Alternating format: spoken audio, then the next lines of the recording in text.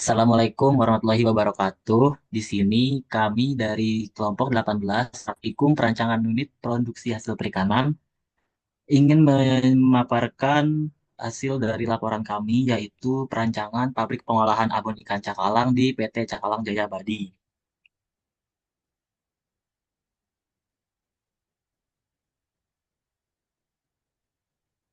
Berikut ini adalah nama-nama anggota kami.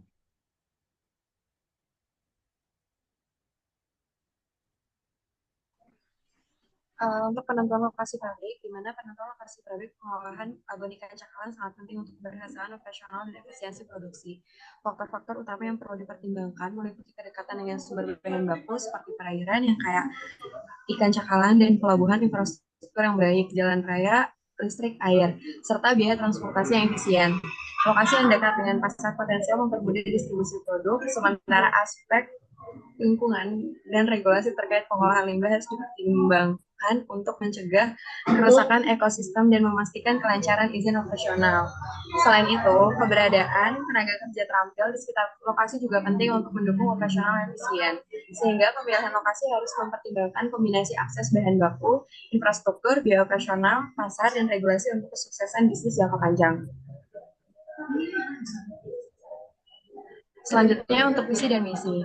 Adapun visinya tersendiri menjadi produsen abon ikan cakalang terkemuka di Indonesia yang dikenal dengan produk berkualitas tinggi, inovatif, dan berkomitmen pada keberlanjutan lingkungan serta kesejahteraan masyarakat lokal. Di sini kami bertekad untuk menyediakan produk abon yang lezat dan sehat, yang diproduksi dengan standar higienis tertinggi dan bahan baku pilihan.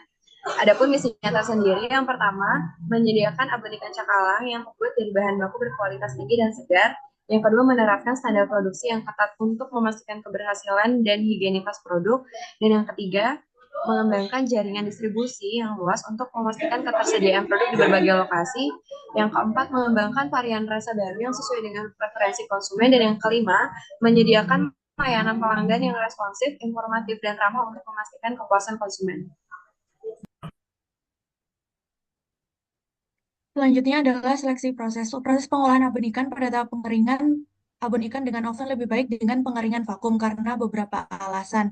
Yang pertama yaitu waktu dan juga suhu yang digunakan. Selain itu, oven modern yang dilengkapi dengan sistem sirkulasi udara dapat mengoptimalkan penggunaan energi, memungkinkan pemanasan yang merata dan lebih efisien. Kualitas produk akhir juga cenderung lebih baik dengan tekstur abon yang lebih renyah dan warna yang lebih cerah, serta resiko pertumbuhan mikroba yang lebih rendah. Next. Untuk total produksi ikan cakalang mendapatkan persen I sebesar 0,593796874.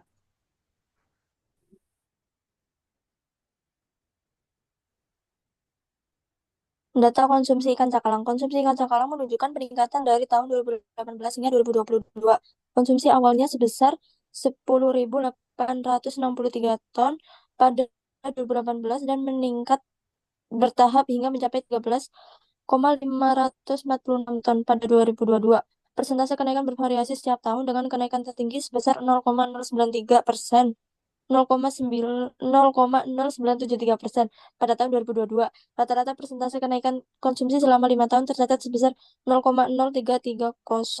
Hal ini mencerminkan pertumbuhan konsumsi yang stabil meskipun peningkatan tahunan relatif kecil.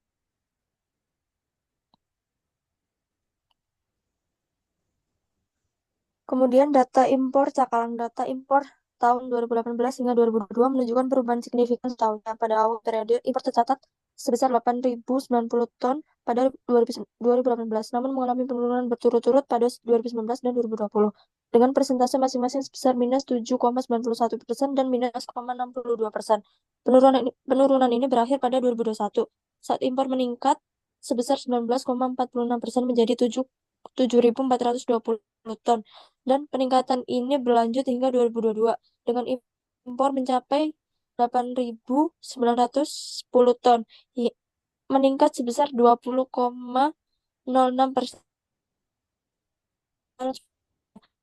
Rata-rata kenaikan impor dan sebesar 3,75%, menunjukkan adanya pertumbuhan moderat secara keseluruhan meskipun terdapat penurunan signifikan pada beberapa tahun. Selanjutnya, data ekspor ikan cakalang pada tahun 2018, volume ekspor ikan cakalang tercatat 7.040 ton, namun pada tahun 2019 penurunan menjadi 6.764 ton. Kemudian berlanjut turun hingga 5.087 ton pada tahun 2020. Meski begitu, tren ini mulai berbalik pada tahun 2021 dengan kenaikan ekspor menjadi 6.015 ton dan meningkat hingga mencapai 7.742 ton pada tahun 2022. Perkembangan ini mencerminkan pemulihan ekspor ikan cakalang setelah beberapa tahun mengalami penurunan.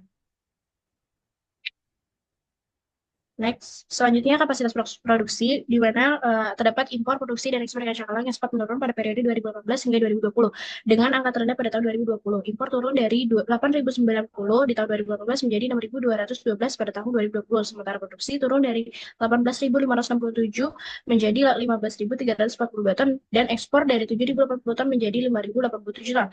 Namun tren ini berbalik pada tahun 2021 dan 2022, di mana impor produksi dan ekspor kembali meningkat secara signifikan.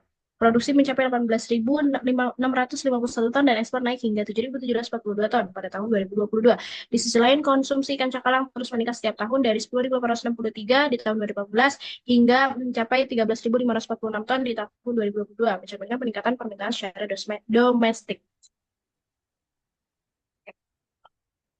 Selanjutnya, neraca massa dan neraca energi. Pada neraca massa meliputi penerimaan bahan baku, pencucian, penyangan, pengukusan, pendinginan, pengemasan, dan penyimpanan. Secara keseluruhan dari 1.000 kg bahan baku diterima, proses produksi menghasilkan 794,8 kg produk akhir dengan massa sebesar 205,2 kg atau sekitar 20,52% dari bahan baku awal.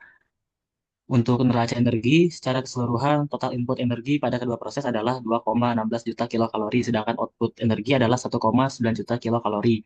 Terdapat selisih sebesar 260.000 kilokalori yang hilang selama proses. Hal ini dapat disebabkan oleh berbagai faktor seperti kehilangan panas dan lain-lain. Next. Selanjutnya, harga bahan baku dan perhitungan gaji karyawan. Rincian perhitungan mencakup biaya bahan baku dan gaji karyawan dengan total anggaran sebesar Rp332.580.000.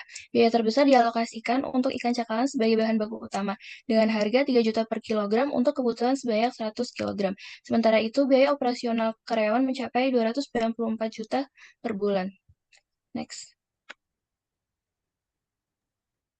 Selanjutnya ada capital investment. Dari hasil perhitungan investasi modal tetap pada tabel di atas menunjukkan komponen biaya serta harga total pada komponen tersebut.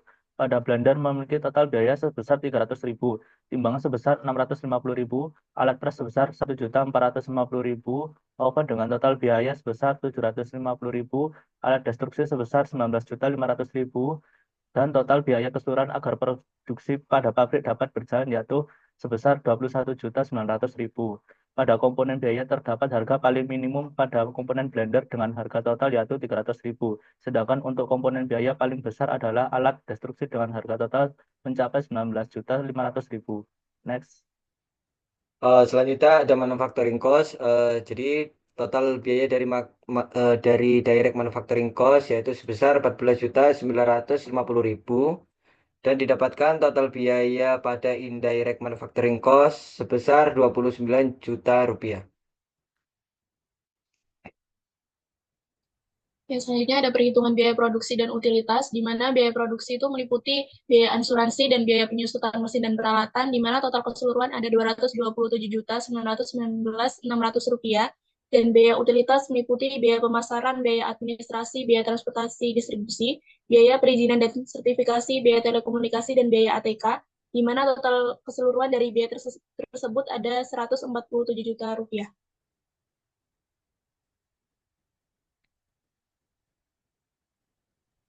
Untuk tata letak pabrik sendiri meliputi main entrance, packaging area, cold storage, processing area, raw material storage, dan yang terakhir labeling and shipping. Terima kasih, demikian yang dapat kami sampaikan. Kurang lebihnya mohon maaf. Wassalamualaikum warahmatullahi wabarakatuh. Waalaikumsalam warahmatullahi wabarakatuh.